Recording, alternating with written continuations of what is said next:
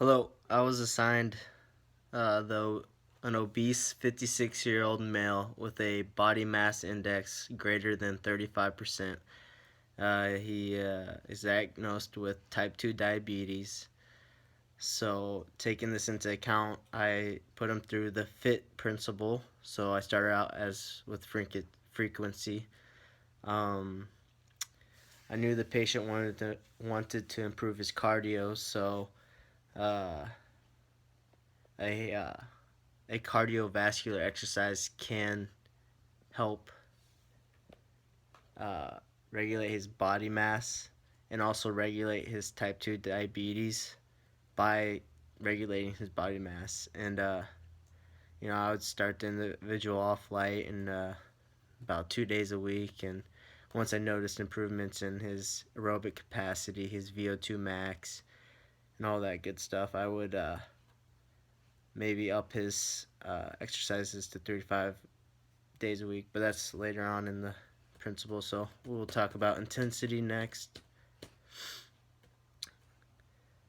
Um, yeah, they talk about target heart rate in here, and his target max heart rate is 164 beats per minute when, during moderate exercise or during exercise. There's such ways to assess the intensity you should apply to this individual's workout, such as the talk test. This is the most simple one. You see how they can hold a conversation during exercise. And then you have the Borg scale, and then you can be more accurate by using a calorimeter. Um, just based upon these tests, you could judge what intensity you should start out at. And since he has a type 2 diabetes and seems pretty sedentary with a BMI greater than 35%, I would start him off at very light to light exercise under 2 days a week. So that leads us to the type of workout. So I would, suggest walking at a set time, either in the morning, evening, or whenever he could get it in due to his job or his day to day life. I could suggest he could bicycle for instead of walking. You could find a hobby that's physically active. Maybe go outside, golf, and maybe walk the holes instead of using a golf cart or garden or any of that good stuff. It still applies to physical activity. It's just not exercise, but it's still helping out with the cardiovascular system in his body.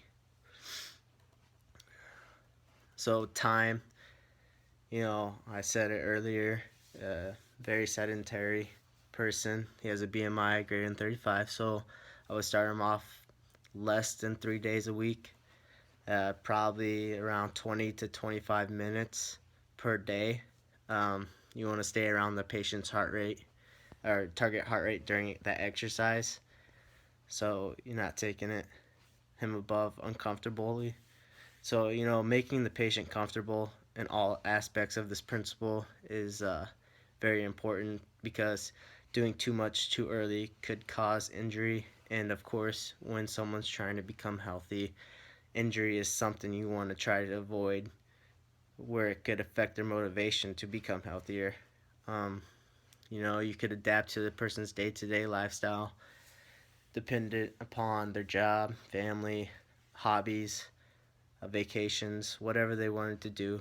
I just want to make sure that patient's comfortable with frequency, intensity, time, and type and time. So, and then we come across, and that's my fit principle, and that's what I would suggest to my patient. Uh, Now we come across a 17-year-old cross country runner who wants to take creatine as a supplement. In the book I was reading that creatine shows studies that it enhances anaerobic exercises like short bursts of energy, such as the 100-meter sprint or powerlifting.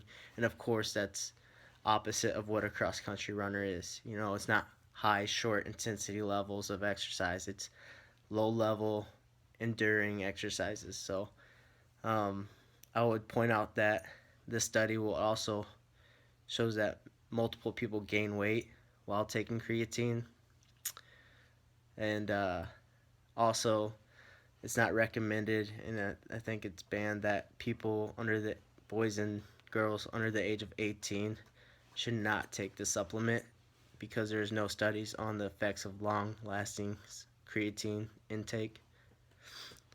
And then for the 30-year-old recreational runner, um, I would advise her not to carbo load. There's three reasons why I thought she shouldn't.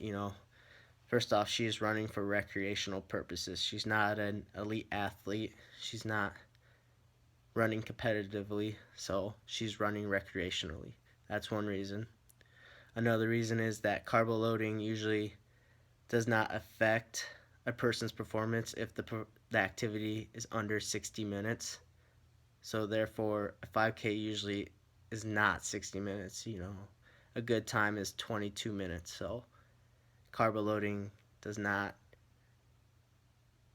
help out in this situation. And then also, I just recommend that healthy diet that satisfies the needs of her nutrition and energy intake daily is just uh, enough for her to compete, and not for her to compete, but just to have a good time on her 5K.